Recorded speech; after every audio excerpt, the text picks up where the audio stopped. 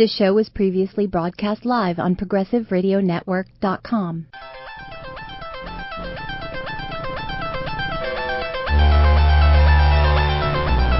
Hello. Welcome to Expanding Mind. I'm the co-host, Maja D'Aoust. I'll be flying solo today.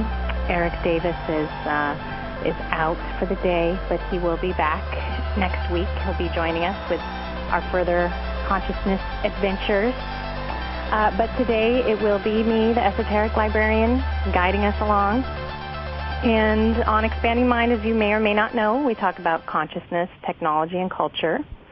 Last week we talked about the many, many ways to get high without drugs.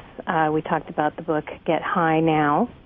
And today, this week, we're going to take that a little step further.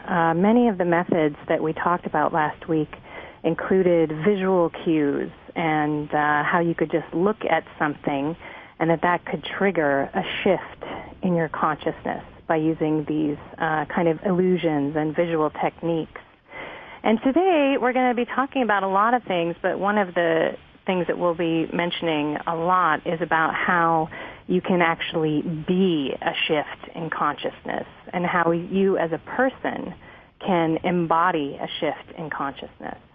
And I think a lot of people think that consciousness shifts have to be like, something that is triggered by some kind of substance that you ingest or maybe even an experience, but people forget that sometimes human beings themselves can trigger consciousness shifts in other people. There's lots of examples. I mean, you can think of Buddha and Jesus and how, just being who they were would inspire people.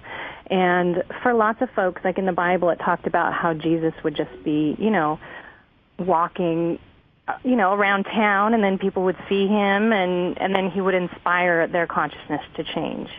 And a vision can inspire enlightenment. And so even a vision of some people, through their very presence, can inspire these kind of triggers in people into enlightenment. And our guest today is one of my favorite secret purveyors of consciousness and someone who is very adept at triggering consciousness shift through visions of her. And it's no one would guess her depth and magically charged mystical consciousness, and that's why I call her a secret purveyor of consciousness. Shockingly enough, she is in fact among the highest magically charged people that I have ever had the pleasure to encounter here on this planet and elsewhere, maybe even too. And she's known for her outward sexuality and erotic nature. And her image is seemingly paradoxical to the notion of spirituality or someone who is spiritual.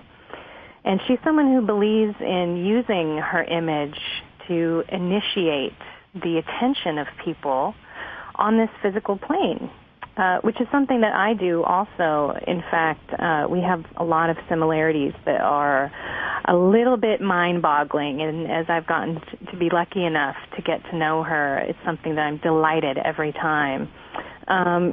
You can see her on billboards all over Los Angeles and Hollywood, or in her many movie appearances. She is a Hollywood icon, and some folks have called her the embodiment of Hollywood itself. One of my favorite places to see her is her picture is up in Los Angeles' most famous consciousness and occult bookstore, the Bodhi Tree Bookstore. They have her right next to Gandhi, appropriately enough. So without further ado, I would like to introduce our guest today, the pink goddess herself, Miss Angelyne. How are you, Angelyne? I'm fine. How are you? I'm doing really good. Thank you so much for coming on the show today, Angelyne. Thank you for that introduction. Of course, of course. So, we should protect the show and everybody that's listening with some pink golden light. So anyone that's listening, I want you all to close your eyes and imagine little drops of pink light coming down on us, all of us. Just close your eyes and drop these wonderful pink lights on us. with loving energy, and let it go, whoosh, and there we are. That's so good. And it's important to do, you guys, for all of you guys that are listening, to set those parameters and intentions. And Angelyne, you're always so good at doing that, so thanks for that. Yeah. I want to talk a little bit first about that kind of use of image and vision and consciousness, and how the way something looks can take you to different places in the universe. And even like your use of color, like you talked about using pink to kind of protect us all. Do you want to talk a little bit about why you kind of have used the color pink and maybe what that means to you? Oh, yeah. Actually, that's a good way to explain why I love pink. It's not as fluffy and bubbly as it appears to be, although it is fluffy and bubbly. I once bought, not too long ago, a 9-foot pyramid. I was into pyramids and its energy. I like all ancient Egyptian things. So I went and got this 9-foot pyramid, and you're supposed to align it north and south, so it came with a compass. And you have to get really lucky. I'm telling you, the Egyptians or whatever was looking out for them were very lucky to have been able to align their pyramids. Otherwise, they just don't work. The way they work is they magnetize the force from the earth north and south, and that pulls that energy, some kind of magnet. I'm not really sure of the scientific details, but that's true. They have, in fact, proved that, and they use it to, like, clean razors and stuff like that. Wow. Yeah. Good. Well, I got really lucky. I was able to align this pyramid over my bed, and I left it there for a little bit to charge, and then as I lay on the bed with the pyramid above me, I started seeing visions. The first thing I saw was this gold key. It was like it was really, really there. Gold key on top of the pyramid. Because the pyramid, you have to understand, it's a kind of see-through. It has these 90-degree angles that you see through. It's really difficult to explain how it works, but trust me, you can see the top of the pyramid. Right. And I saw this vision, this gold key surrounded in this incredibly brilliant neon hot pink magenta color, which is, I found out, the highest vibrating spiritual color that there is. That is like the top. That's the mother lode. And it's funny because a lot of people think you might have chosen pink because it's like, kind of girly and Barbie dolly, but in fact there's this whole other spiritual vision that inspired your use of the color pink. Right, but it is Barbie doll girly, and I love that too. There's so many different perspectives and aspects to things. It's not just one way, but it's good when they all come together. Yes. So that was part of it, and that pyramid was so crazy that when I couldn't lay under it, I was getting all like I'd taken some speed, and believe me, I took nothing. Right. And I got up and sort of was led to pick up the Egyptian Book of the Dead. Oh. And I opened it up and I could read the hieroglyphics. I could see beyond. Anyway, that's another part of the story, but that's how I got the pink, and I love it. That's fantastic. And that's you implement that color as a kind of addition to how you use your image in order to inspire things in people's consciousness. And I think it's amazing because shamans do that too, actually. Shamans, when they're going to, perform in front of people, they have special costumes and attire that they put on specifically to trigger an effect in people's consciousness. And do you maybe want to talk about how your image can inspire shifts of consciousness in people? Yeah, well, it's okay. Once you have the mother lode power, which is the energy of the highest vibrating color within you, it sort of just seeps out and migrates out into everyone that sees it. They see the that pink car, and it's just so luscious. It's like bubblegum pink ice cream. You just want to lick it. It's so yummy. And even spiritually, you just want to kind of take it in, and people get so excited when they see it. I mean, people will just like stop in their tracks and forget their... I've had people say, oh, my God, Angelyne, I forgot all my problems when I saw you. It's true. Little children are just like, oh, my God, Mommy, there's a doll, or there's Barbie, or oh, my God, she's beautiful. And they just get so excited and effervescent with the energy that it actually, I think, sparks that open. I don't think I know. It opens up something within them that's recognizable, a spiritual energy within them that is recognized instantly when they see me.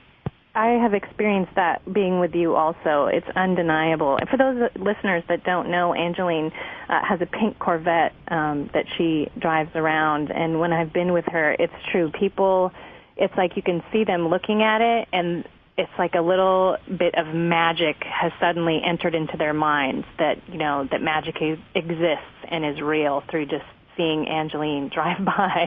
Yeah.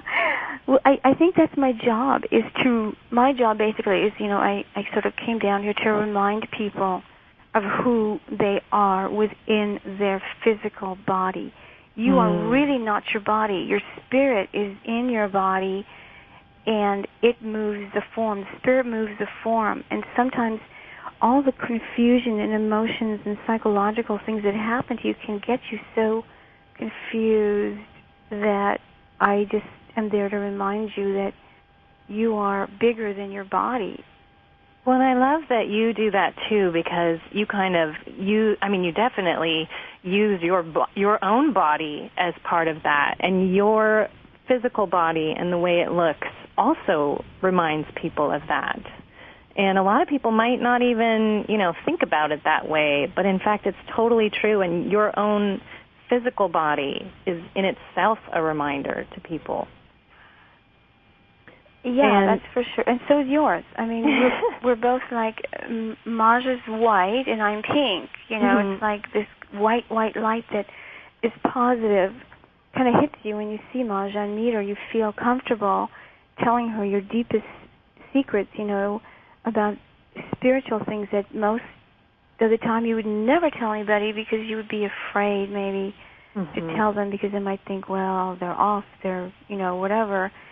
And I guess throughout the ages we've been brainwashed to think that way because we've had to, for some reason I feel that humanity has made a sacrifice to come here to do something. I'm not quite sure what that is. I'm still researching that, okay? I know a lot of stuff that goes on here, but I'm not quite sure why, and maybe you don't find that out till you die, or maybe you do. But again, I'm researching it, and I'll let you guys know as soon as I find out.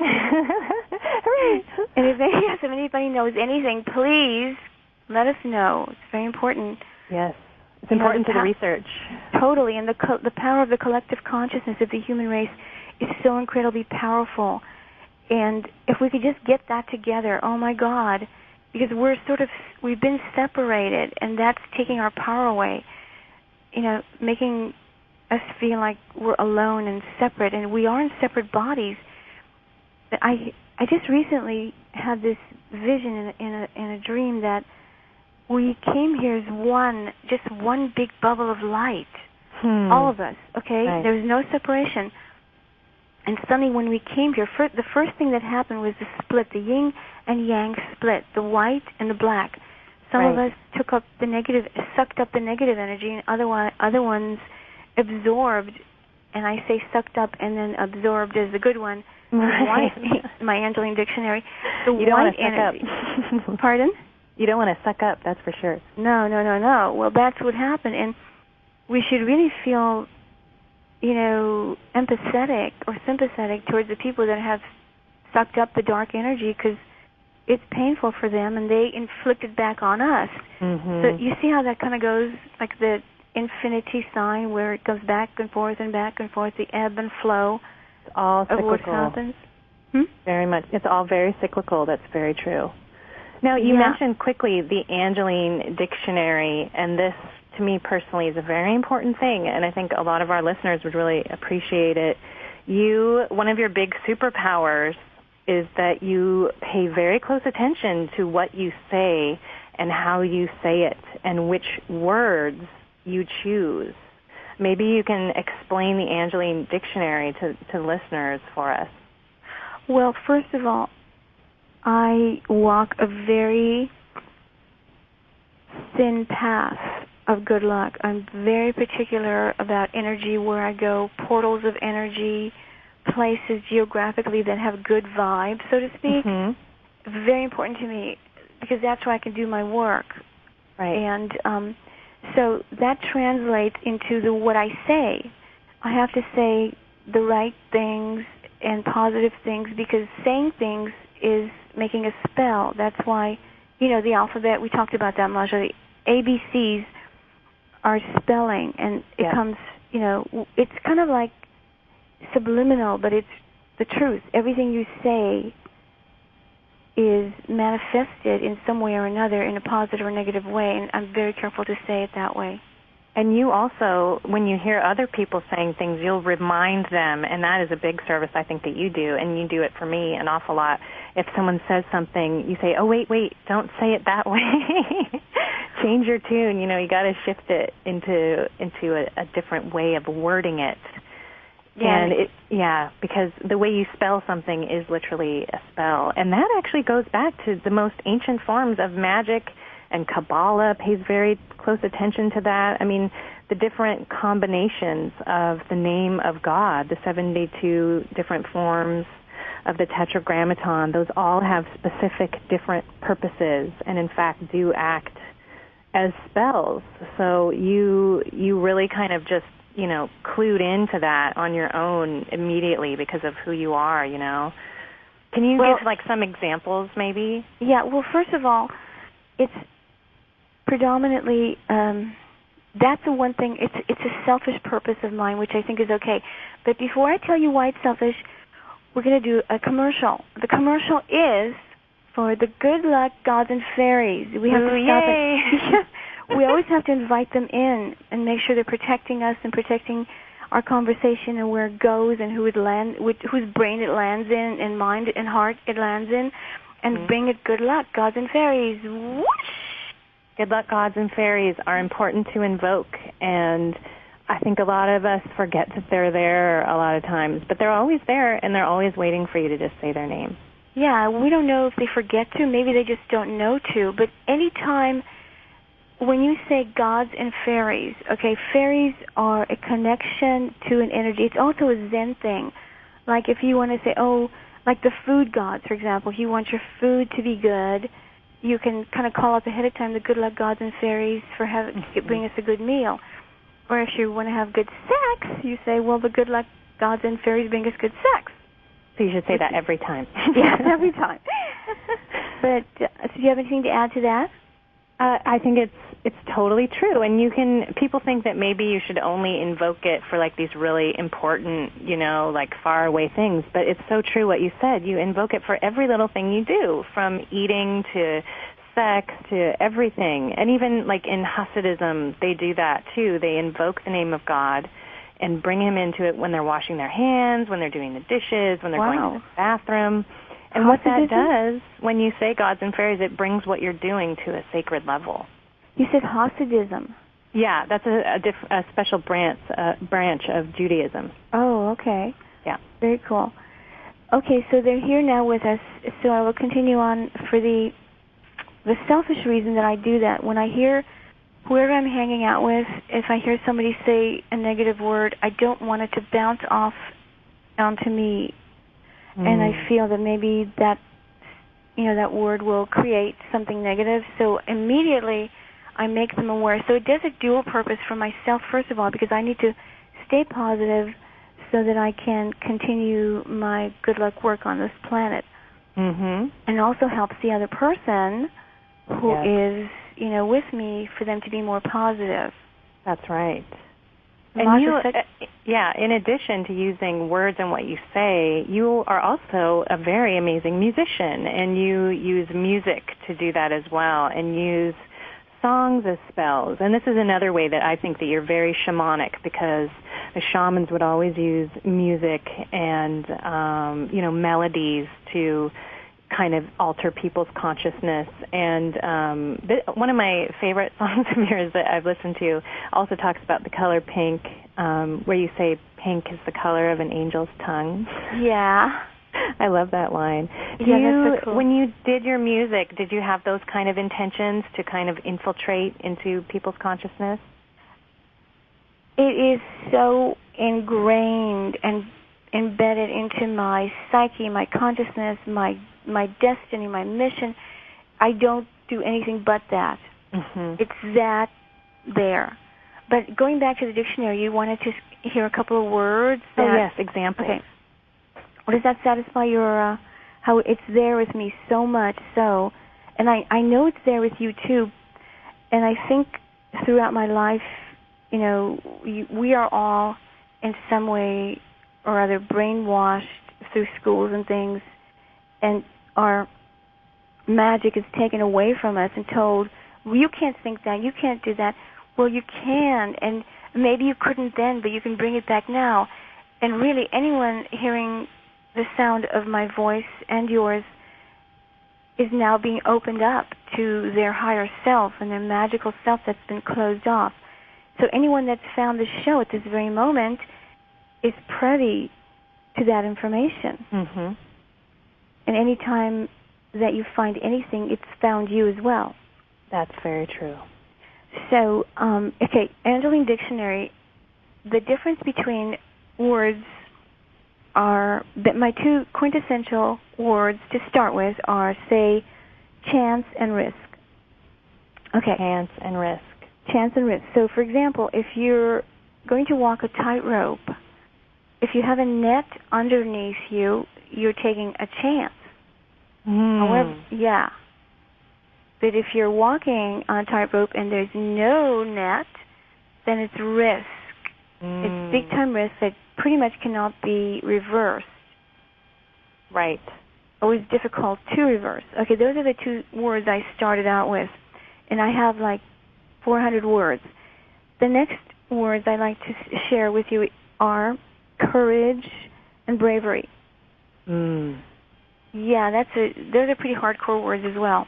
Yeah. So, yeah, like if you go to battle or if you do something to save somebody or help somebody and you come out of it, you save the person, you're brave, but you've lost something, whether it's a limb or your psychological well-being or whatever, then you come out brave. However, if you go and save someone or do a good deed and you come out unscathed, well, then you're courageous. Right. That's a big difference. Yeah, you always want to get the courageous gods and fairies to be on your side. Yeah. Which you can do by just calling them. Yeah. Well, you and I were talking about, you inspired me to get a word. Do you remember what those words were? For which one? The other day we were talking about two words that you helped me put in the dictionary. Do you remember what they were? Oh, man. Oh, I think I got control and organize. Remember? How did we use that? Totally. Do you remember how we used the control and organize? Control. Wait. For the organization, we felt like that one was better, right? Right. In that case. Right. But the strange thing is that's kind of a dual word because sometimes control is also good, but between being under control or being organized, it's better to be organized than having to get a grip on control so intensely that it's driving you crazy. Because control ends up controlling you. In this case, if you're not organized, yeah. Right. But if you're mentally organized, you know where everything is, then you don't have to control anything because it's already organized. It's under control. Exactly. Yay! That's another very good example. And it's true. And even those words, like using the word control, then that can have control over you. Yeah. Very complex. Totally. Well, in a lot of some of these realizations that you and I have come to, I wanted to talk a little bit, too, about some practices so we could share with people for things they could actually do. And you meditate probably more than anyone else I have ever known or ever met. And you're extremely good with your meditation practices. And you're so good that even when we started hanging out, we would both go into the meditative zone immediately, with hardly, any instigation at all. We would just go right there. Well, and Yeah. You do go right there. You do go. Remember, you do go right there by merely doing what? This is another one of my favorite things of yours. You guys, Angelyne has the easiest way to alter your consciousness. Do you want to tell them, Angelyne? Yeah. Well, I'll tell you how what do you want to hear, how it works or how I found out about it? Or both. Which one do you want to hear first? How you found out about it. Okay. Well, if any of you have ever had those horrible non-able to wake up dreams where you feel like somebody's pressing down on you, you can't move your body, it's those paralyzing dreams. Mm-hmm. I know some Sleep of paralysis, yeah, they're horrible. So I was in that state. I felt like somebody had walked into my house and laid next to me on the bed, and they were about to grab me, and I couldn't scream. I couldn't do anything. I couldn't move. It was just horrible. And for some reason, a voice said, "Open your eyes." The minute I opened my eyes, it all disappeared. And that clued me into knowing that the minute you close your eyes, anyone listening to this right now, close your eyes, and you'll be going into another world, a world covered with positive energy and love, golden light, streaming into your consciousness and loving you. And it's that easy. It's like closing and opening your eyes is one of the simplest ways that we have to alter our consciousness. And that's, you need no drugs. You don't even need music. You don't have to do anything. You just close your eyes. That's right. Just close your eyes, and then you're right instantly into another dimension, into another reality. Now, if you put on... Go ahead. Oh, go ahead. Well, if you put on the drumming for Michael Harner's shamanic drumming... That's exactly what I was just going to say. All right. We're on. Yeah, a lot of times when you and I are meditating, you have a fantastic shaman drum CD that you'll put on. And what was his name? Do you want to say his name one more time? Michael Harner. You can get it at the Bodhi Tree. It's really cool. Michael Harner's shamanic drumming CD. But what that does is the minute, I guess we've all experienced this one too, boy. Your mind just chatters on. Mm-hmm. And it's like, shut up, go away, stop chattering. Mm-hmm. So it's hard to get him to stop, whoever he is, this mind man inside. Get him out of there. So when you put the drumming CD on, it's like this gentle drumming, and it kind of breaks up that nonsense that goes on, that chattering. It breaks it up. It takes you into your deepest level of meditation. It can take you there, okay? It'll start out gently, and it'll take you there where you feel more. It's such a safe place to be in. You can manifest anything. You can ask questions. You go on basically you go on a journey. Mm-hmm. The shamans will say you can go to a higher world or a lower world. They don't want you to go to the middle world. Mm-hmm. And I suspect the middle world is where we are now, which is one of the difficult place to get through. That's right. It's true in a lot of the shamanistic descriptions, which you can read. There's a great book on that called Archaic Techniques of Ecstasy by Mircea Eliade, where he says the shamans distinguish the upper worlds and the lower worlds and the middle world. And they describe the middle world as the earth where we are now. So that's true. No kidding, really? Uh-huh, totally. Because I thought of that myself. I know, you always do this, Angelyne. She'll say something and I'll be like, oh my God, I read that in an ancient Taoist book or, whatever. And yeah, but I discovered it myself. Exactly. I really know. I don't know, don't take this as an offense. And you are like the mother lode for absorbing information and not really getting brainwashed by it. Right. But I'm kind of saving my mental real estate for getting my own information through my own sources, whether it's me or I send somebody on a mission, a mental mission journey of investigation to find out what they got on it. Mm-hmm. I'll send a lot of people on that, and then I'll put it together to, do my research and find out what's really true. It's amazing. You have a lot of emissaries that you do. You give these missions, and then they report back to you. But can you imagine if the whole human race just went into this meditative safe zone? I mean, we could just really fix it all. It would be a good mission. Yeah, I'm working on it. Mission completion. Exactly. There's a French word for that, fait accompli. Ooh, I like that. Yeah, it's good. So back to the meditation. Yes. Okay, so the shamans will say higher realm, lower realm journey, but if you're more advanced, like me, or like I think I am, but there's so much more than, that I don't know, but I do know some advanced things, and that is that there are other realms besides higher and lower, deeper creative dimensions that you can go to that you can create yourself. I think they start you out on a higher and lower just so you can get acclimated to finding your way around, but once, and then your power animal shows up. Right. Do you have a power animal? I have a lot of them, but one of them is, and don't be shocked, but spiders. I love spiders. Spiders are good ones. And in one of my journeys, they showed me that spiders, by the way, this is Angelyne. By the way, so okay, spiders, back to spiders. Spiders, okay, check it out.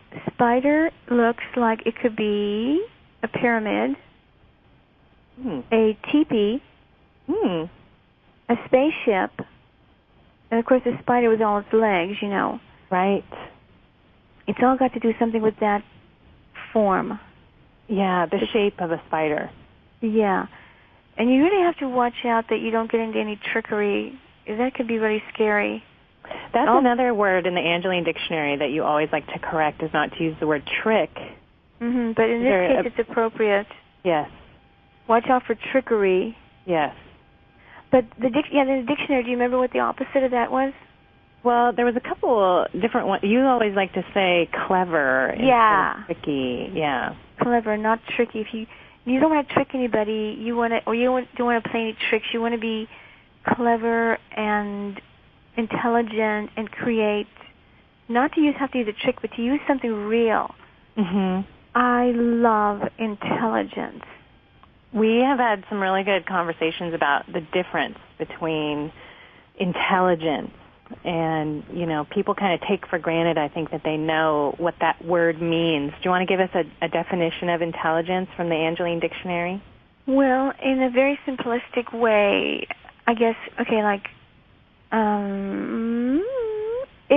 if there's chemistry going on between two people, like a guy and a girl, then you don't need to use trickery, because actually chemistry is pure intelligence too. It's part of intelligence.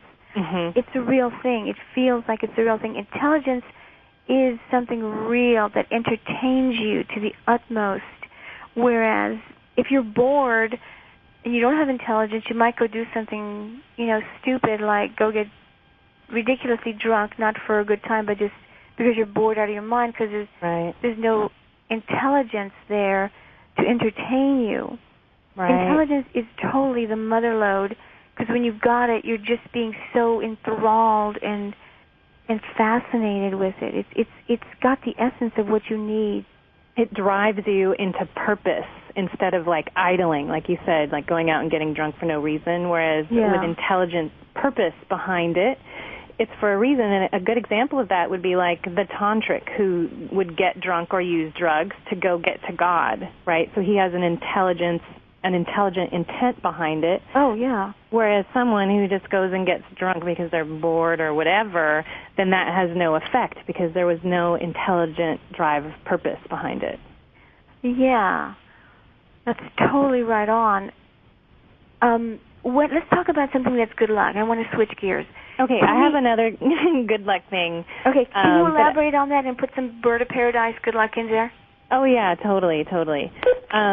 I think that a lot of what people mistake for intelligence is a lot of kind of know-it-alls that think they, maybe know what they're talking about, and they like to say a lot of big words, but then there's no kind of driving force behind it, and then it ends up like they sound really smart, but if there's no payoff, it doesn't get them anywhere. So when you think about acting with intelligence, it's literally like a purpose or intention behind what you're doing. And this, I think, ties in again with the Angelyne dictionary, because when you have intelligence behind your words and what you're saying, when you can say things intelligently, that means you're thinking about what you're saying.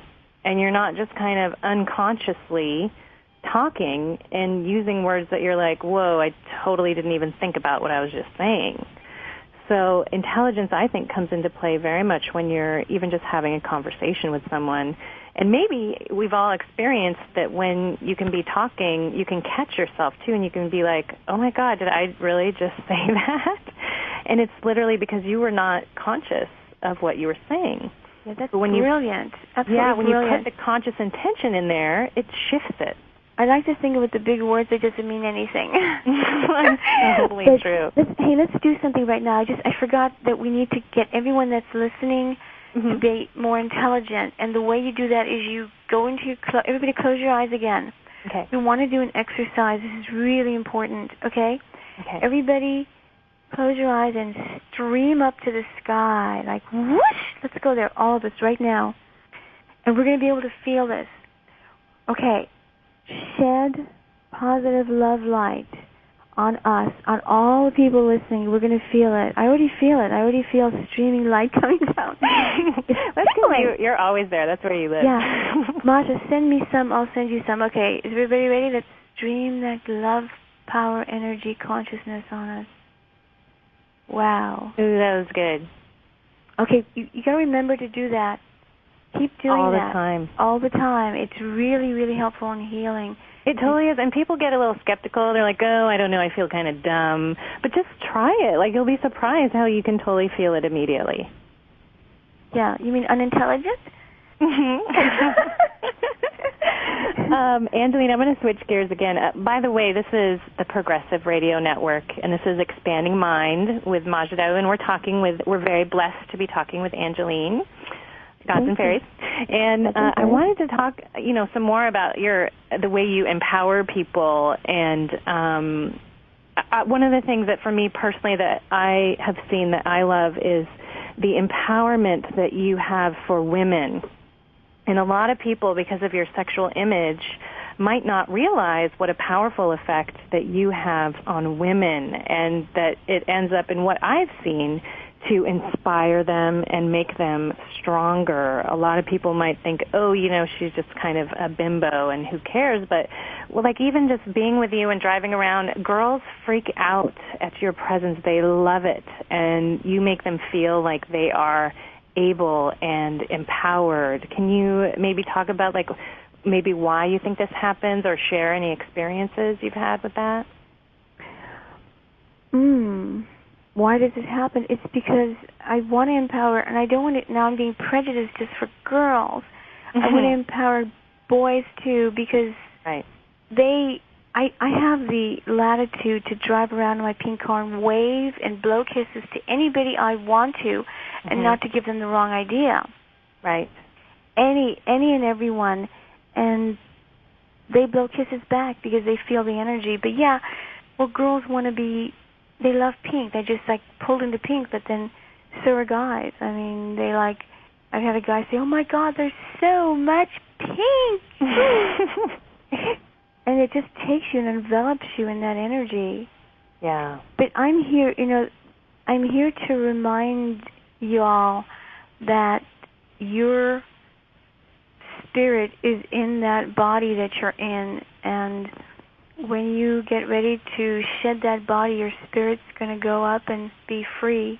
Gods and fairies, and it will go straight up, especially, if you think about it so you don't get trapped here or ghosted here or whatever. Ghosted here, totally. Yeah, ghosted and toasted. You want to go there? Nobody wants to get ghosted. No. New word. So, yeah, and, I have such an intense image that if I did anything other than what I do, to me it would be pornography. Pornography is just abusing what you have. It isn't specifically sexual. It's just anything, Right. And maybe anyone that had the kind of power that I have with a pink vibe that I have. If it wasn't anyone but me, maybe they either wouldn't know what to do with it or they would go in another direction. Exactly. So I'm just thankful that I am aware of what to do with it. Yeah, and a lot of people might mistakenly think, if they don't know who you are or anything about you, they might think, oh, she must be like a porn star or something. But which in fact, you've like never done anything of that nature, and you always like you're the best clean, dirty person that I've ever met. Class. That's when I've done all those international shows. They'd say class was trash. And I like that. I mean, okay, this might sound crazy, but I don't mind when people say, oh, are you a porn star? Like some crazy guys, because, people put on their own impression in their mind on the projecting. Right. So I don't mind it because I have the intensity of a porn star. And also they'll go from one spectrum to the other. Either they think I'm a Barbie doll or a porn star and everything in between. Right. So I like the intensity of that. It gets their attention. Exactly, it gets their attention, and then I can maneuver that attention into something real, something intelligent, something spiritual, something that connects to your inner being that you had. My God, there must be so many stories out there of you all listening that have happened to you, even that you remember maybe being born or being 2 years old or 3 or something, maybe remembering where you came from. Mm-hmm. I know I remember where I came from. I used to say that bad things never happened there. It was like unheard of, the things that happen here. I came from a very peaceful, loving, wonderful place. Right. And when my mission is done, I'm going to hightail it right over there. I think it's true. I mean, when I think of you, I think you have this special ability to be the Buddha in erotic form. And ooh. It's pretty good, huh? Yes. The Buddha can take many forms, and they're all different ways to remind people of different things. And I'm so glad that you mentioned that about remembering where we come from, because as a human race, it's a big mystery, our origins and where we come from, right? No one can kind of solve that, Is it the Big Bang? Is it creationism? It's something that's a hot topic of debate because we can't remember, and many humans can't even remember their birth. Right. Well, we're not talking about the physiological. We're talking about the spiritual. Make sure, that's why I interrupted you, because it is so important to know the difference between, the Big Bang, I mean, that's still a physiological space. Right. I'm talking about not in the physical realm, where we come from a cosmic or essence, a pure light and energy place. Well, do you think, that ties into what I was saying, because it takes it to the next level, right? Because we can, even on a physical level, we don't know where we come from. And then I was going to say, much less do people have any kind of inkling about, where their soul comes from. Well, all I know is that I came from a peaceful place, and that's where I want to go back to. And I'm sure that if you have faith and you don't let anyone dissuade you from what you really know and really believe, that's why people don't tell people things, because they don't, it's like, it's a taboo-boo, and we don't want to. Taboo-boo. Yeah, we don't want to do that. We want to be, we want to keep our most precious secrets alive within us, and we don't want anyone to knock them down. Mm-hmm. We need to put a Band-Aid on that taboo-boo. Pardon? We need to put a Band-Aid on that taboo-boo. Yes, thank you, because that's not a good word, and I would never put it in my Angelyne dictionary. So Band-Aid. What's the opposite of that word? Ooh, I know. Well, taboo is something that's hidden, right? So it'd have to be something that's... yeah, but it's bad. Right, because it's so naughty. We'll put good luck. Let's find, that would be my word, and my new word in my dictionary, but we have to find the opposite of it. I know. Okay, so before, that's not naughty, because we don't want to be naughty, right? No. What's the opposite of taboo? It's, don't go there. Don't go there. No, don't go there. But I want to remind everyone that you're telling me that I'm a neurotic Buddha. Well, everybody is Buddha within. They wake up to that. You all are, and you all have your own universe. Everybody owns their own universe that is strictly theirs, and no one can take that away from you. Remember that. Close your eyes and look into your own universe. See it in front of you. It's all yours. You don't need to take anything from anyone else because you have your own. And if we all knew that, I guess there'd be a lot more peace. I know. It's true. And I know you mentioned that a lot of people don't feel comfortable talking about their, those kind of inner secrets. And you had mentioned earlier in the show how a lot of people come up to you and I and share these things with us. Maybe partly because we inspire that sort of thing just from, being what we are, and maybe that we're trying to do that ourselves. So maybe that's why other people feel like they can do it. But I know we've talked about some of our stories of just total strangers coming up and sharing their spiritual world. I know you told me one time someone just poured it all over you. It's like, oh man, it happens good though. All the time. And I'm happy I feel grateful that I'm able to provide that for people, because it's true. A lot of them, there's nowhere else that happens, and we can really encourage people, and even on the show, to just feel comfortable with themselves that way. But then, yes, and I really thank God that you are the way you are, Maja. You're just totally one of my favorite entities. Oh, there's no one else like you. Thank you. You know what else? I just had this epiphany about everyone that's listening has now been initiated just by the sound of our voices. It didn't even matter what we said, but the initiation of the good luck gods and fairies to the realm that they have now risen to a higher place where they can help other people and initiate them a step higher. I know, even if everybody just goes and tells somebody else about the Angelyne Dictionary and just to be consciously intelligent about what they say, I mean, that's a pretty big deal. Yeah, they don't even have to. I guess the sound of my name does kind of conjure up wonderful vibes, positive vibes, so that's good. But it's all within you, all of you. You all have your own, and you don't even need to reach out to anybody other than to help them, because it's all within you. Right. And once you start taking those journeys, it's going to empower you to positive energy. Just take one little tiny step at a time, one foot in front of the other, especially if you're wearing 6-inch heels. Then you have to take tiny steps. Yes, like that pair you just got, Maja. Quiet. Okay. It's secret. Those are taboo-boo. We got to get a word for that. I know. We're going to have to get a substitute for that. Yes, the only way to get a substitute word for that is to get those 6-inch heels on and go dancing. Dancing is good luck. Ooh. Don't the Indians go dancing with their dancing, They do their dance. The Indians dance to conjure up all kinds of things. Dancing is very powerful. I think people, that's another thing people have forgotten. And it's important that we bring this up, because actually you were a dancer, and you are very flexible. I took ballet, so I can do the splits and all that. I love dancing. It's my one of my favorite things. Do you? And it is. It's one of those main shamanic tools is dancing that they use to alter people's consciousness, and your own as well. And when you said, we could just go dancing to get it accomplished, that's no joke, you guys. That's one of the main traditional methods to actually accomplish just that. Yes. But I do want to say, it's all popped into my mind that we're all talking positive, inspiring things, but you really need to be very careful.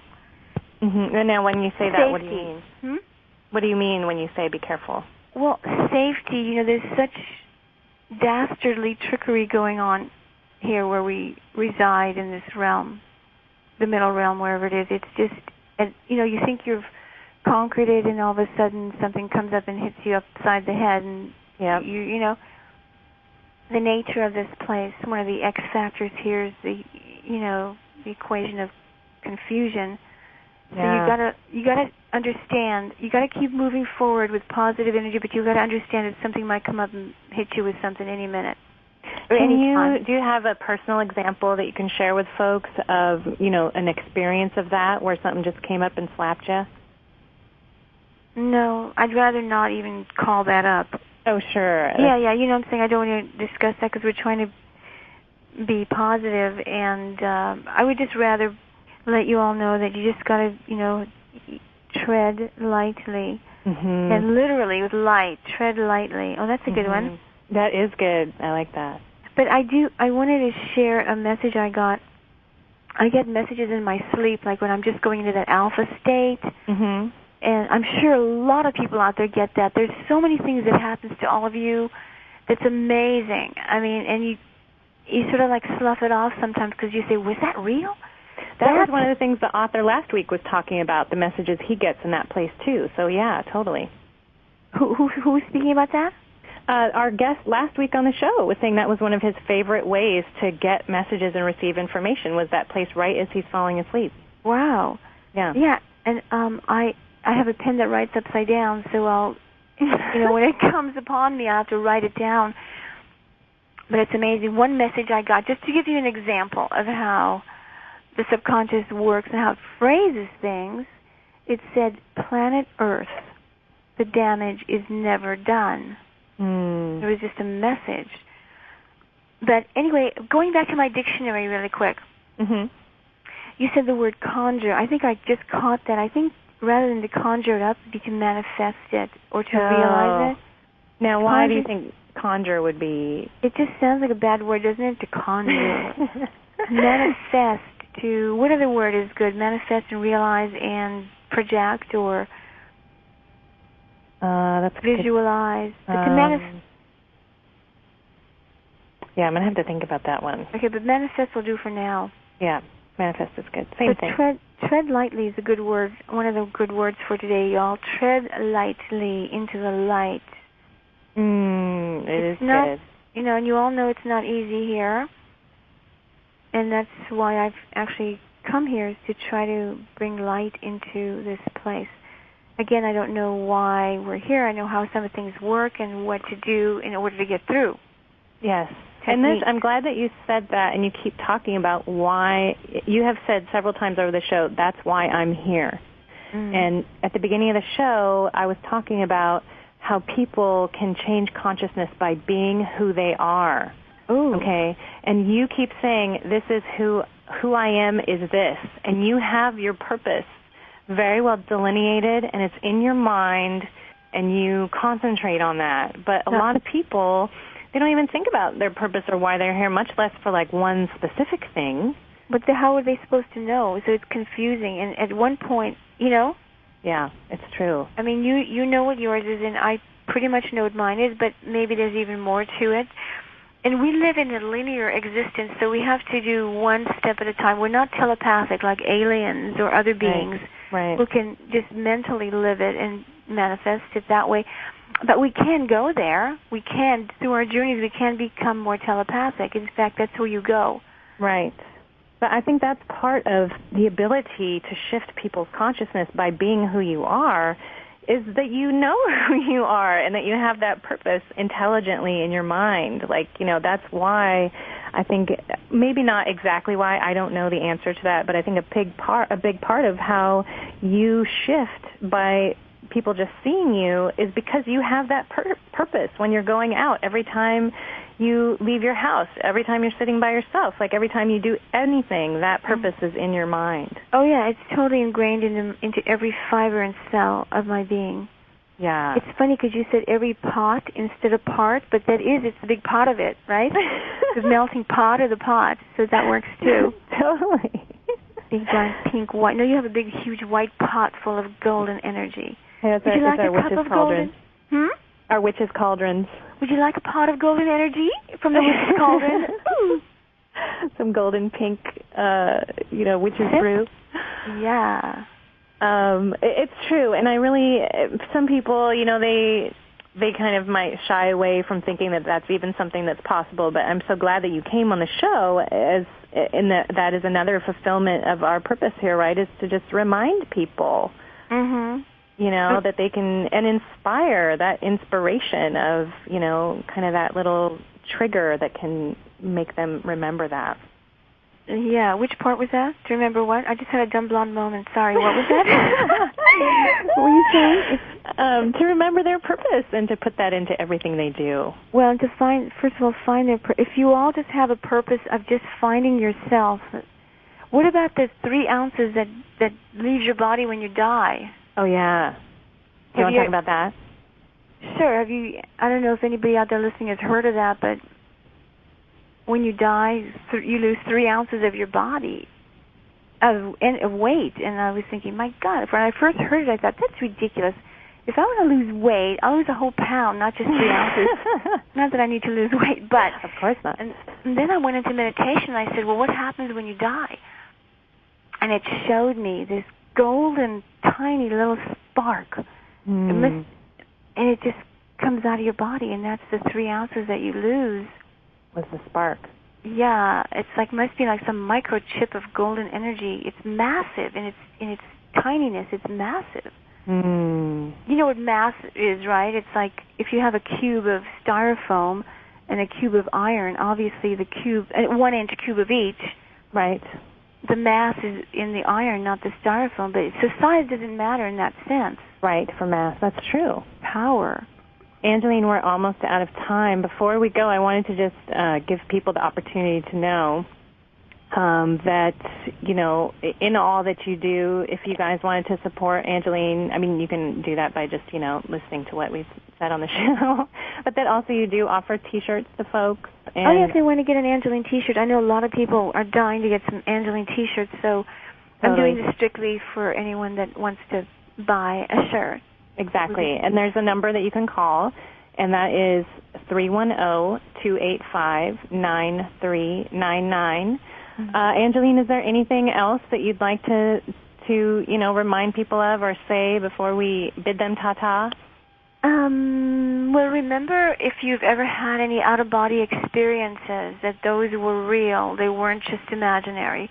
And I want you all to close your eyes and send positive, loving energy. Go up to the sky and just send energy on the whole entire planet and send it out to the entire universe and wherever is beyond it, gods and fairies. Whoosh! Thank you so much, Angelyne, and thank you for coming on the show. And that's probably the best ending to the show that we could have ever hoped for. Hopefully you guys will keep that in your minds in an intelligent, conscious manner. And maybe some of the little, you know, things that we talked about, you guys can start implementing. You can do it right now, as you've done throughout the show, by simply closing your eyes. And thanks for listening to the Progressive Radio Network and our show, Expanding Mind, where we deal with consciousness and how it affects us in technology and culture. We'll be here again, same time next week. And until then, I'd just like to encourage all of you to keep your minds open. Ta-ta. Thanks a lot. Thanks again, Angelyne. Okay, ta-ta. Ta-ta.